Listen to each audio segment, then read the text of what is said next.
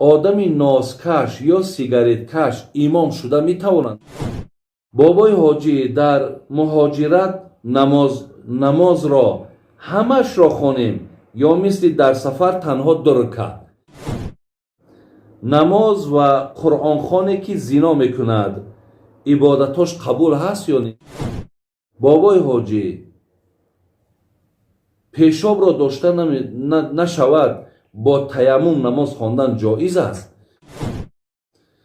хоб дигар савол омадааст. мард зино мекунад, арақ менӯшад, ҳар рӯз ҷанг мекунад, ана сабри занак тамом мешавад, бо ӯ ҷанг кунад, оё намозош ҷоиз аст ё не? барои озах мазор рафта ин гуноҳ аст ё не? дигар савол, дар ҳолати қарздор будан хайр ё маърака кардан қабул аст ё не? саволи дигар ка барои мардҳо ҳурҳои биҳиштӣ аст, барои занҳо ҳамсар ҳаст ё на? занамро як бор талоқ кардам, боз никоҳ кардам. чанд рӯз пеш дар ҳолати ғазаб буданам гуфтам ман ба ту зиндагӣ кунам, зиндагим ҳаром. оё талоқ шуд? 2 фарзанд дорам, илтимос масиҳат. дар никоҳ падару модари ҳар ду тараф розӣ набошанд, никоҳ қабул ҳаст ё на? худо ҳамаи шуморо боз тавфиқотона зиёд гардонад. миёем бародарони азиз ва гӯш мекунем саволҳое ки барои мо ирсол карданд. саволи дигар, одами нозкаш ё сигареткаш имом шуда метавонад? не, намешавад. ҳар касе ки агар нозкаш бошад ё сигареткаш бошад, бародарои азиз, инҳо ҳамроҳшон ҳатто малоикаҳо نیست. حتی ملائکه ها از بوی ناز، از بوی سیگار همیشه کناره می روند. و امام برادرای عزیز باید کسی باشد که مردم از این کارها باز دارد. مردم امام دیدن پس باید عبرت بگیرد، بیند که امام راستگوست، بیند که امام غیبت نمی کند، بیند که امام مقصد آدمی سخت زبان و درشت زبان نیست. می‌بیند که امام بسیار آدمی صالح است، می‌بیند امام بسیار خصلت‌های زیبا دارد. از امام انسان باید که آموزد. تصور کن برادری عزیز، تو در پیش قومت خلطه ناس میبراری، در بین مردم ناس میکشی یا در بین مردم سیگارت میکشی. برادری عزیز و گرامی، این گونه امام‌ها را شریعت مذمت میکنه. برای همین در شریعت برادر عزیز این گونه امام ها را اگر شما دانید که همین کار در پایبند است، از پشتشان نماز نخوانید که شما علاقه در قلبتون در نسبتشان شبهه دارید. با شبهه از پشت یک از نماز خواندن نمازاتون درست نمیکنند. خب سوال دیگر، بابای حاجی پیشاب را داشته نشود با تیمم نماز خواندن جایز است؟ البته کسایی که برادرای عزیز پیشاب یعنی به معنایی که سلسل باول میگن یا سلسل باد میگن، آدمی است که دائم پیشابش میچکه یا دائم بادش میبراید یا دائم مقصد یگان زخم دارد که زرداب یا خونش جاریه. این خیل آدم ها همون موضوع ها را برادرای عزیز با لطه های مخصوص میپشانین تا در لباساتون اثر نکند. برای هر یک نماز شما میتونید که اگر به شرط آب ضررتان نکند تیمم میکنید، و الا اگر آب ضررتان کند بعد تیمم میکنید. اگر آب ضرر نکند شما با همون چکیدن پیشاب یا برآمدن باد یا برآمدن خون شما طهارت کنید و نمازاتون خواندن گیرید. اگرچه در دوام نماز هم که برآمدن گیرد، این را وضوی معذور میگن، یعنی وضویی که طهارتی که عذرناک است. برای شما اجازت های نمازاتون درست میشود، فقط برای هر یک نماز طهارتی نو کنید. لیکن آب زیانتون کند، آب ضرر داشته باشد یا آب خنکی هست که سبب بیماری تون میشود، اینجا دا میتونید که تیمم کنید، نمازاتون با تیمم ادا کنید. دیگر سوالی که آمده است، بابای حاجی در مهاجرت نماز را همش را خوانیم یا مثل در سفر تنها 2 رکعت؟ اگر مهاجرت برادرای عزیز عبارت از نیت شما است. اگر نیتتان هر جا که تا 15 روز باشد، شما میتونید که نمازهای 4 رکعته را، یعنی 4 رکعته فرض 2 رکعت خوانید. 3 رکعت ویتری واجب یا 3 رکعت نماز شام مثل خودش میستد. ولی اگر نیتتان از 15 روز زیاد باشد، در این حالت شما برادرای عزیز مسافر حساب نمیخورین. شما در راه نمازها را قصر میخونین، یعنی کوتاه میکنین، 4 رکعته را 2 رکعت میکنین. اون مقصد وطن یا همون موضعی که شما برای خودتان انتخاب میکنین رسیدین، شما پره میخونین. دیگر شما 2 رکعته خوانده نمیتونین اگر نیت شما 15 روز زیاد ایستادن باشد. سوال دیگر، نماز و قرآن خوانی که زنا میکند عبادتاش قبول هست یا نه؟ قبول نیست برادران عزیز و خواهران عزیز. هر کسی که نماز خوانه، قرآن خوانه، ولی بشر در بین باز همون زیناش کرده است، این نماز و این قرآن برای او یگان منفعت، یگان فایده نمی بخشد. نماز و روزه این آدم، ولی در رمضان هم سوال شد که حتی روزه داره، شب دست به زنا میزنه. حالا که قرآن چی میگه؟ قرآن میگه که این صلات تنها عن الفحشاء و المنکر. نماز عبادتی است که شما را از کارهای بد باز می‌دارد، از کارهای نادرست منع میکند. نفر پیش پیامبر گرامی آمد، گفت حضرت قرآن میگه که نماز آدم از کارهای ناروا و نادرست حرام منع میکند. اوی برادرای ما غیبت میکنن، برادرای ما دروغ میگن، برادرای ما زنهای مثال نامحرم با بسیار چشم شهوت نگاه میکنن. نمازهای اینا چی میشود؟ پیامبر چی جواب گفت؟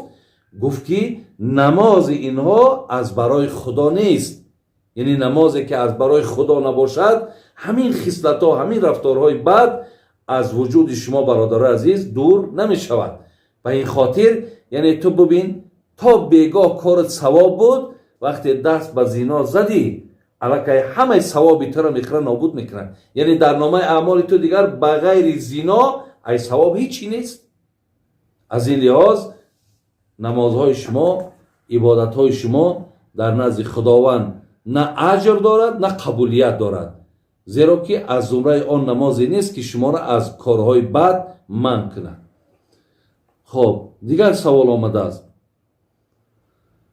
مرد زنا میکند، عرق مینوشد، هر روز جنگ میکند، صبر زنک تمام میشود، با او جنگ کند، آیا نمازش جایز است یا نه؟ خواهرای عزیز، شما اگر شوهراتان مردهای زناکار باشن، عرق نوش باشن، مردهایی باشن که همیشه شما را توهین کنن، تحقیر کنن، شما را حقارت کنن، شما را ناراحت کنن، شما با اینها میتوانید که جنگ کنید. یعنی با اینها میتوانید که شما در برابری مثال آن چیزی که اونها شما را توهین میکند، شما با اونها جواب بگردانید.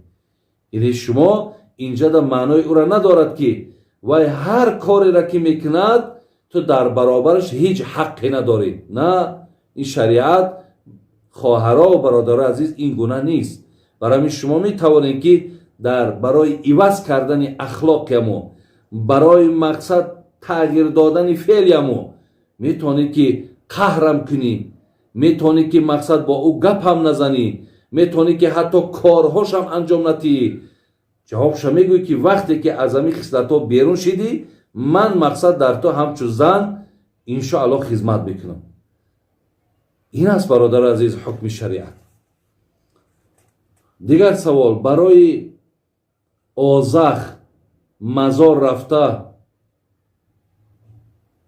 این گناه هست یا نه؟ یعنی آزخ شما میدانید برای یک گوشتکی زیادی در بالای دستای ما و شما یا چهره هامان یا هر یک عضو انسان در این آزخ شدنش ممکنه. مردم ما ای وقتش بعد یک از روی نادانی و نافهمی عادت داشتن که بعد همو قبرستان ها میرفتن و خاک همو را یا اینکه گویم یگان نوده درختی همو را بالای همو را میمالیدن و به همو گویم شفا گویا میافتن. این کار برادرای عزیز و خواهرای عزیز بسیار کاری نادرستی هست. این از زمره همو خرافات است. هیچگاه مزار گویم یا قبرستان گویم یا شخصی که در زیر خاک است، اونها این قدرت ندارن که برای بیماری ما و شما اونها شفا ببخشند. برادران عزیز و گرامی، این ساعتی آمده است، عصری آمده است که دیگه از این کارها ما و شما دست بکشیم.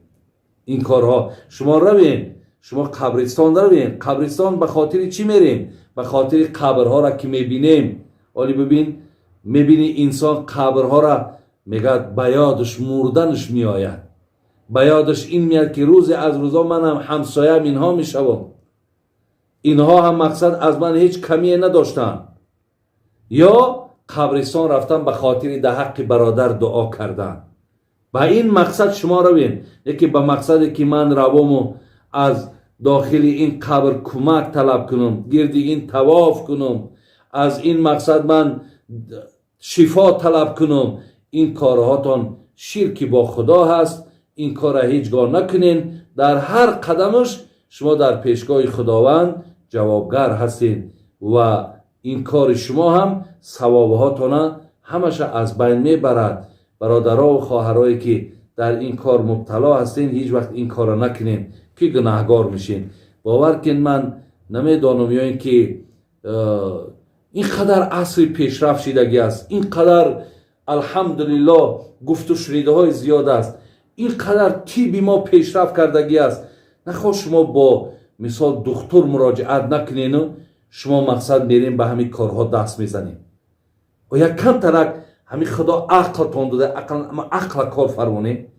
او روز در اینترنت خواندم تا حاضر ما که از آن برآمدهای اول میگفتم پیش همین جادوگرا و فالبین ها نروین. میبینی مثال خواهرای ما را، زنهای ما را در پیش همونا دراز کشیدگی، دستی اونها در داخلی مقصد همون گویم ایزار و کرته اینها در آوردگی. چه بدبختی های را اونها انجام میتین. این قدر مقصد فهمیش ها و داروها نمیدانند که تو فرزنددار میشه یا نمیشه. اولا که همه فرزند جانب الله های، در دست هیچ کس هیچ چیزی نیست، لیکن برای معین کردن خونی تر میسنجن، از دیگر مثال موضوع های تو میسنجن که تو کودکدار میشوی یا نمیشوی. نخواه پیشم خیلی بدبخت ها رفته و خدا تو شرمنده کنی. همین عجیب است یک کاری. امروز مردم من برای مثال فلانی دردم روغنی خرس میخورم، من برای مثال فلانی دردم میگن یک سگ اگر کوچیکه کشته و گوشت بخوری تو شفا مییابی. امروز الحمدلله دیگه به اینا احتیاج نداریم. ما فقط مراجعت در الله کنین، مراجعت در طبیب های امروزه ممکنه. اینش هم از زمره همون هیچگاه به این چیزها اعتقاد نکنین. روین در حقشان دعا کنین که خداوند مغفرتشون کند. دیگر سوال، در حالت قرضدار بودن خیر یا معرکه کردن قبول است یا نه؟ قبول نیست. هر کسی قرضدار است، خواهرها و برادر عزیز، شریعت میگه حتی حقی روغنی خوردن ندارد. تا زمانی که قرضی نفر را اگر پرداخت نکنی، یعنی تو حق نداری که در خانت حتی یک خوراکی که از روغن تیار می شود او را استعمال کنی.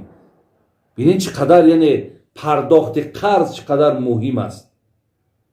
ولی امروز متاسفانه از روی همین بی‌توفیقی هامان، از روی بی‌پروایی هامان، حتی قرضدار از پولدار دیده کتگیش زیاد است. با پول قرض باور کنین به تمام کت و کود رسیده است. بعد از زمان میبینی که یا خودکشی کرد، بعد از زمان میبینی که یا که مقصد که گریزه شید یا مقصد بردن زندانیش کردن. بعد میفهمن که این همه از پول مثال مردم بوده است. برای همین آدم قرضدار هیچگاه حق معرکه کردن، حق مثال دستگیری کردن دیگر کس ندارد. فقط بزیمش همین است که پرداخت قرض کند. زیرا حتی در وقت مردن دیدین که در شریعت میپرسن پرسین که این قرضدار هست یا نه. اگر تا قرض همو پرداخت نشود، حتی شریعت بینین حکم های دارد که میگه جنازه شو نخوانین، زیرا وای در داخل قبر تا زمانی که قرضش پرداخت نشود پیش خداوند وای عذاب میکشد. یا ببین اولاداش با گردن میگیرن بعد جنازه شو میخوانن. سوال دیگر که برای مردها حورهای بهشتی است، برای زنها همسر هست یا نه؟ نه نیست. برای مردها خدای مهربان، یعنی زنهایی که در دنیا داشتن اینها هم زنهاشون میشوند. با بازم این الله مهربان حورهای بهشتی یعنی با زنهای برای مردها الله تسلیم میکنه. ولی برای زنها چلی که برای زن برای مرد 70 حور یا از او زیاده الله عطا میکند، برای یک زن 70 مرد، یعنی از حورهای گویم او حورها همه اولا که اونها گویم همچو ای جنسی زنن، حور مردک نمی شود. یعنی برای یک زن 70 مرد اگر خدا تید، این اکو جهت شرعیش که نادرست ہے، یکی جهت عقلی گیرین خواهرام و داره عزیز که زن تاب همین را دارد یا ندارد، طاقت همین را دارد یا ندارد. حال آنکه در جنت آن قوه و قدرتی که مردک در دنیا دارد میدانید چندین برابر زیاد می شود که این قدر حورها قطعی مقصد مرد با اینها زندگی می شود، با اینها همخوابه می شود. اگر مردهایی می شد در جنت و قوت و قدرت اونها زیاد می شد، این یک زن حالش چی می شد؟ برای این معنی را ندارد خواهرای عزیز. مرا این سوال ها را پیشتر می کردن، چرا مردک 4 زن ده حق داره و زنک 4 شوهر ده حق ندارد؟ این سوال ها را شما نکنید. این پایمال کردن حق شما نیست، این بر شما برعکس رحم ترحم است. این بسیار گویم حکمت های زیادی دارد. دیگر زنم را یک بار طلاق کردم، باز نکاح کردم. چند روز پیش در حالت غضب بودنم گفتم من با تو زندگی کنم، زندگیم حرام.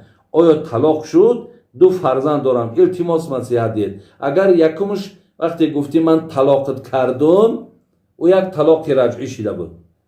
وقتی که با دویم بار گفتی که زندگی کنم، زندگیم با تو حرام است، این طلاق باین است. یعنی علاقه اینها جمع می شوند. طلاق رجعی با طلاق باین جمع می شود، یعنی علاقه 2 طلاق است. شما می توانید که از سر نکاح کنید، زندگی کنید که احتیاط کنید که اگر یک طلاق دیگر شود اینش با در بالای 2 جمع می شود، 3 می شود. بعد این دیگر برای تو ما فتوا داده نمی توانیم. آخرین سوالی که آمده است برادران خواهران عزیز، در نکاح پدر و مادری هر 2 طرف راضی نباشند، نکاح قبول هست یا نه؟ یعنی خواهرها و دادرای عزیز، ما در شریعتمون در مذهبمون علال خصوص عباره های داریم ولا یجبر ولی بالغه این ولو بکران، یعنی هیچگاه پدر و مادر حق ندارد که دختر مجبور به شوهر برارد. پدر و مادر این حق ندارد که بچه را به زور زن تید. ولی خواهرای عزیز، برادرای خیلی مهربان، شما حرکت کنین که از عقل و از دلالت پدر و مادراتان استفاده برین. وقتی شما پدر را نمیپرسین، مادر را نمیپرسین، یا حد اقل مثال آگاهشون نمیکنین که من شوهر میکنم، آگاهش نمیکنین که من زن میگیرم، وقتی اونا آگاه میشوند تو میدانی که دعای 3 نفر در پیش خدای مهربان قبول از یادش پدر و مادره.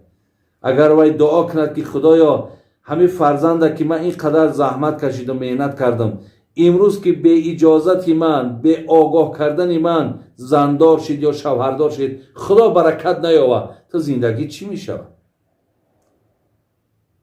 یا تو را مقصد дигар бигӯ ки бачам рафти зан гирифтӣ, шавҳар кардӣ, дигар худат медонӣ зиндагӣ, дигар мара суроғ накун. ида ҳақ дорад вай.